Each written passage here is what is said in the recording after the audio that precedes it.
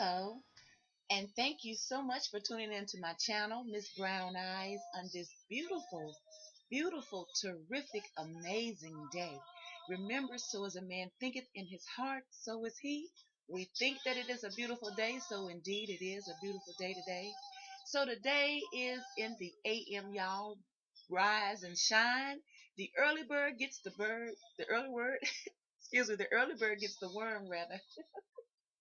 So you get up early and you take care of your business. That way you can rest easy for the rest of that day. But I had some things on my mind as usual. I wanted to share with myself because, as you know, I use this as a venting tool, kind of, to minister to myself. Because remember, David encouraged himself. Now, I use a lot of examples out of the Bible because, like a lot of people, I grew up in the church. So I grew up in Christianity.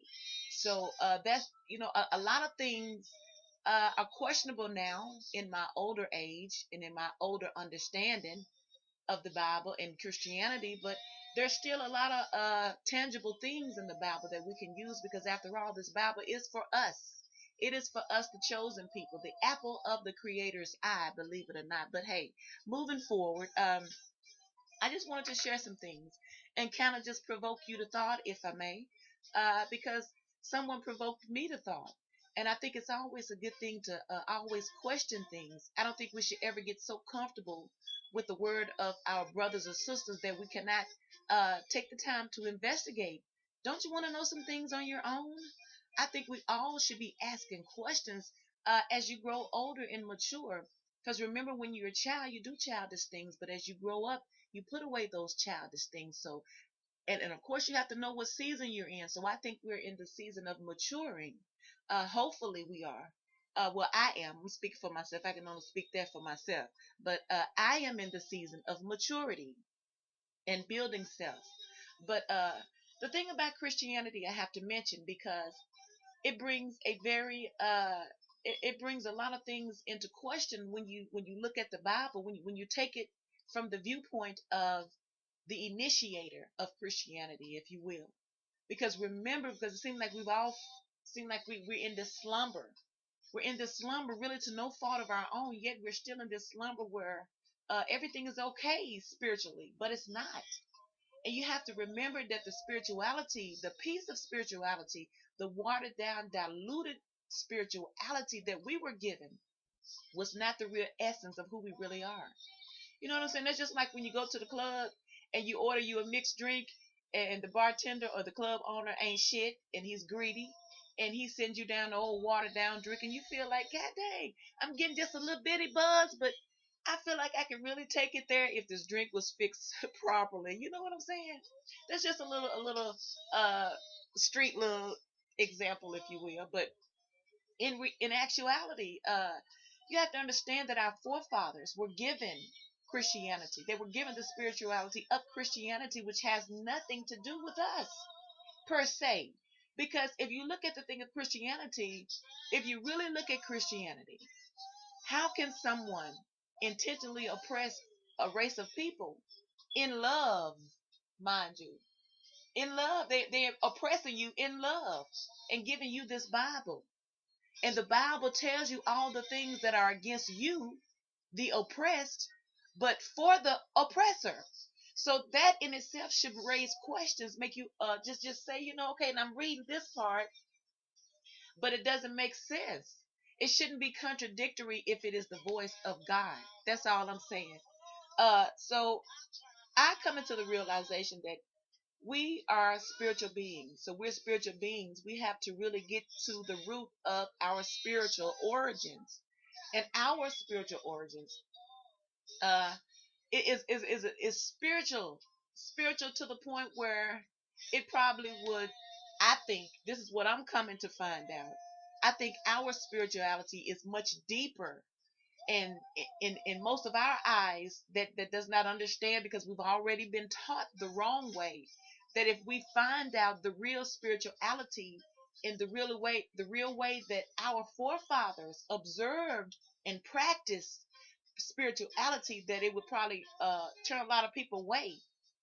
Because I think that the practices that our forefathers practiced was on such a spiritual level that the modern day Christians wouldn't understand it. They would think that it's a dark art.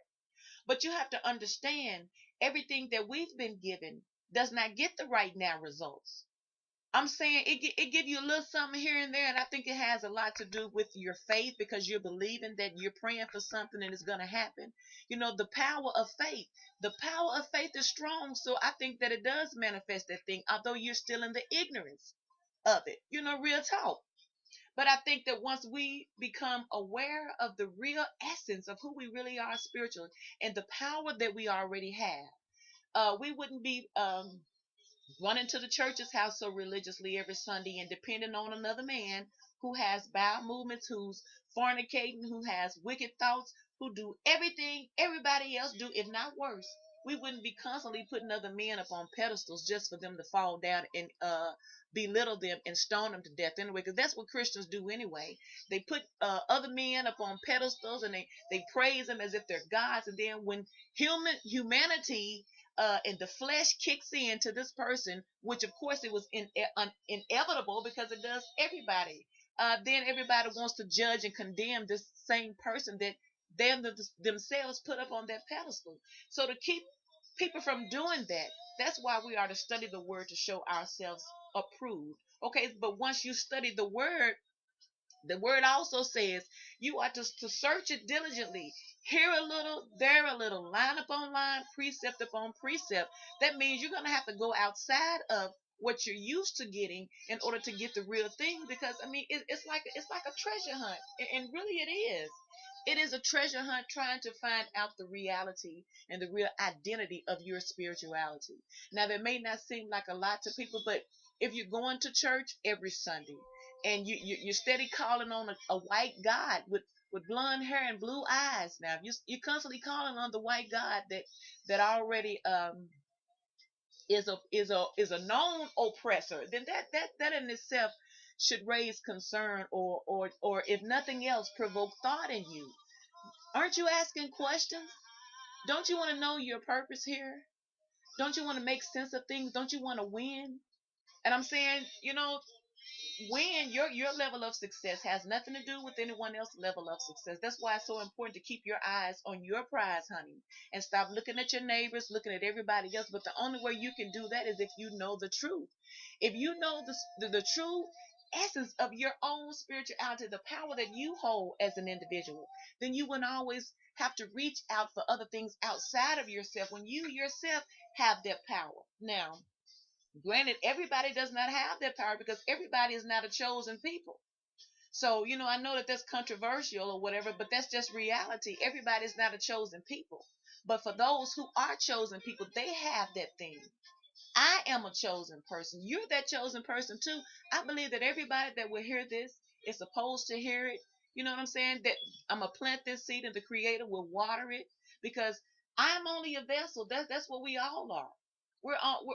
I think the reason why we're here is to bring back our remembrance of our first estate.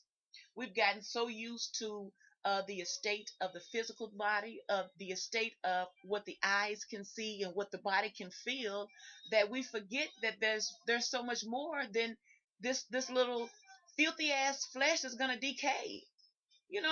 And hallelujah for that. Hallelujah that once your body stops breathing, that life really truly begins. Because if we're going to be honest, this really isn't life, is it? Can you honestly say that this is a quality of life? I don't think so. I don't think so, because I think even to the highest, okay, you can have all the degrees, you can spend all of your lifetime acquiring all of the land of uh the law of the land's knowledge, and of the who's who and all those things, to get the clout, to get up there and to get all of the materialistic things and get every single thing your heart could ever desire, all of the things. You can get all of those things, but I'm gonna tell you something.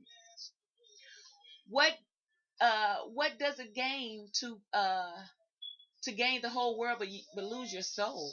If you have all of those things, you have no temperance, you have no discipline. You couldn't possibly, because everything you want, you can get it. You have no in your vocabulary. Everything with you is a yes. You know what I'm saying? So there's something really missing in that person. Because if you've gotten every single thing you could possibly want, then what? Then what? I mean, what do you have to look forward to? What do you have to look forward to? And I use that example because I feel in myself that if I got everything that my heart desire, that I dream of, that I fantasize for, that I strive for, would I still be complete? Would I be happy then? I mean, I don't think that any of us will really reach the full capacity of happiness here because it's not designed to be. I think all of the world's riches are things to distract you from the real thing that you really should be building on, and that is your spiritual man.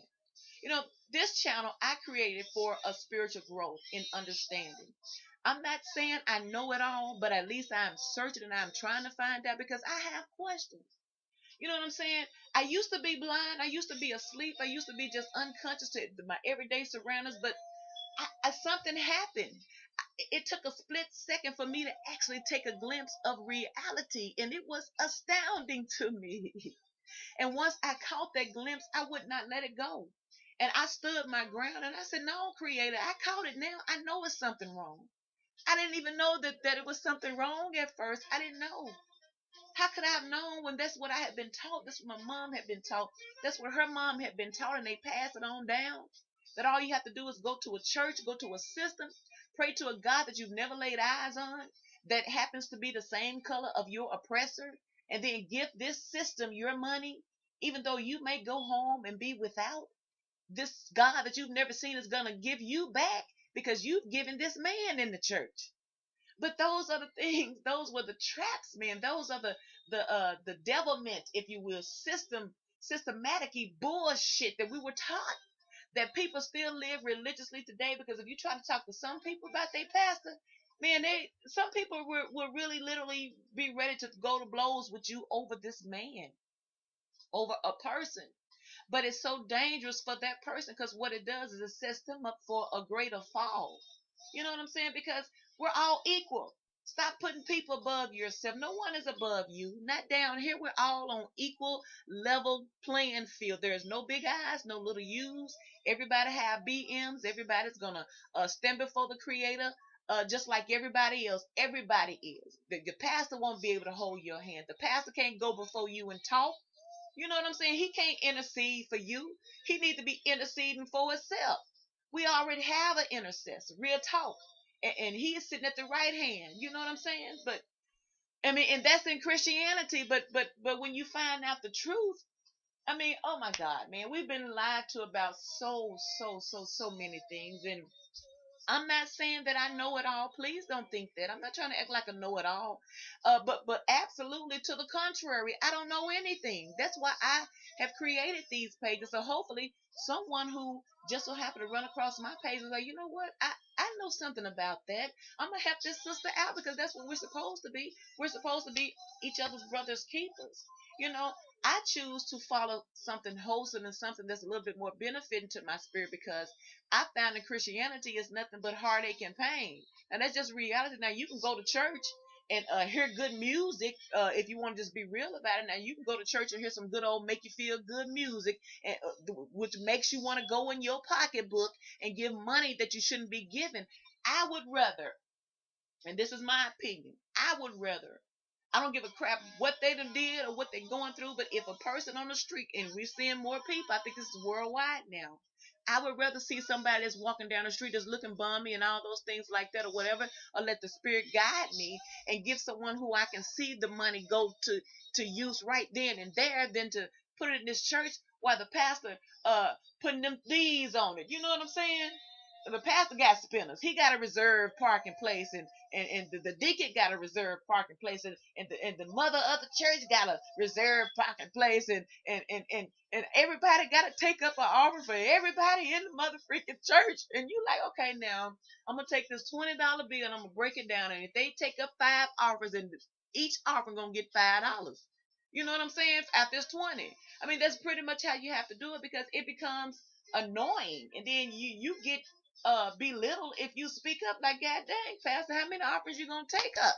You know what I'm saying? Then you'll be treated like you done did the most in church. But I'm saying all that to say you're very wise. You're very intelligent. Our Creator created some very intelligent beings. It's up to you to tap into that. You know when you're being bullshitted, people. You know when you're being scammed. You know if you're not getting the real essence of what you are, because the Spirit bear witness to that thing. Now, if you're being bamboozled, if you're being pimped, you know that, don't you? Because how come? How is it that you can only get the good feeling on a Sunday morning when you go to church? Honey, let me tell you something. I know how to make myself feel the presence of something higher than myself, by myself. I know how to create the atmosphere within my own room where it be so smoky in here, honey. I'm talking about this is a spiritual thing. I'm talking. I don't have to go to a church to give my money. In other words, you're paying an entry fee to pray to a God that's filthy. Let's just be real. Because if this God that the world is talking about is so powerful and so glorified and so holy, and he's not going to share his glory with anyone else, why is it allowed in the church then? Does it look like he's sharing it in the church? That's real talk, because there's so much filth going on in the church, yet the God spirit is still supposed to be in there. Man, get the hell out of here with it. I know better than that, and I hope you know better too. I'm just provoking thought in you, just giving you something to think on your own. Spiritual Christianity is not for us, people, because how is it that you can only get that feeling Sunday morning, and I'm telling you, after church, the store that I work in, people come in there after church, and it's a false spirit. I'm telling you, it is a false sense of it's like when you drink a cup of coffee, it's gonna wear off. It's going to wear off. It's not real. It's only a little temporary fix. And those people be so happy to spend their money because they done went and they done praised the Lord, and they done did their part. They done gave their money, and the pastor said God would do this and God would do that if you give. So come on, baby, we ain't gonna worry about them bills. The pastor said God would take care of it. So let's take our last money and go in here and buy everybody a brand new outfit, and yeah, we got plenty of clothes at home, but the pastor said God will give to us. So yeah, we gotta pay rent, but hey, God's gonna make a way. You know, it's that temporary fix, that temporary high, that false high that gets us in trouble.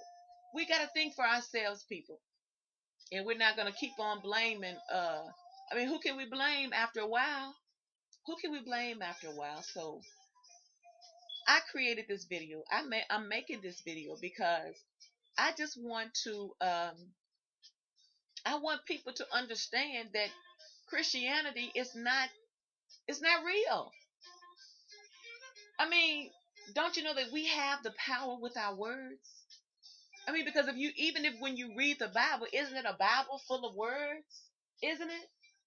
I mean, if you go through Psalms is a very powerful thing. Now, don't get me wrong. I'm not just discrediting everything. I know that the Bible has power in it, but in the Christianity form, it is diluted. Now, understand the slave masters gave us the Bible. Don't forget that.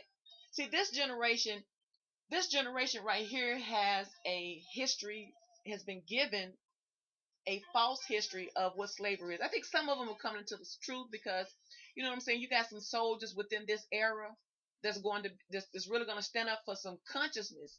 And I see that a lot of them are doing it. So hats off to you, young brothers and sisters. Good job. But for those who are just dumbed down, I mean, instead of going to McDonald's on $1 menu, going in there with $20, coming out with 2 or 3 bags and balling out on the funky ass food, it's doing something to them. I mean, look at all the foods. Look at all the poor diets, and the filth that the young generation is feeding into their spirit through the media, the music, and all of the bullshit that's targeted solely for this generation of young people. Then they don't have the capacity to really think to a higher spiritual level because they're dumbed down, and it's all been planned by design. It's not by chance, it's by design. Everything has been done by design to oppress a certain race of people, which is our people. Can't you tell? So it brings back the point that there's no way that A certain group of people are going to give your forefathers and my forefathers this Bible and tell you, oh, God loves you now. Pick up that log and don't talk back.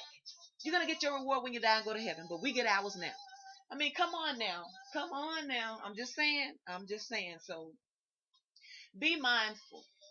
Think for yourself. Study the word to show yourselves approved. Investigate. Search out. Search out and then constantly search out. And then don't get me wrong. It's going to be a vexation to your spirit. Absolutely, because you've already been taught a certain kind of way. And you've been taught a certain kind of way. So, I mean, I mean, oh my God. I mean, and I'm so happy because even the oppressor did not have the power to do it. So I'm not giving the oppressor the power. I'm giving the creator the power because he has our due date, and it all of this is gonna it's gonna expire. You know, there's a season for everything, but uh, while we're in this season, this is in the season of empowering yourself with the knowledge so that you can know. You need to know. So when things happen, you won't necessarily take them to heart, but you'll know how to handle them.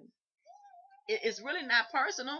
This has been going on for a long time, a very, very long time. So, let's practice loving each other more.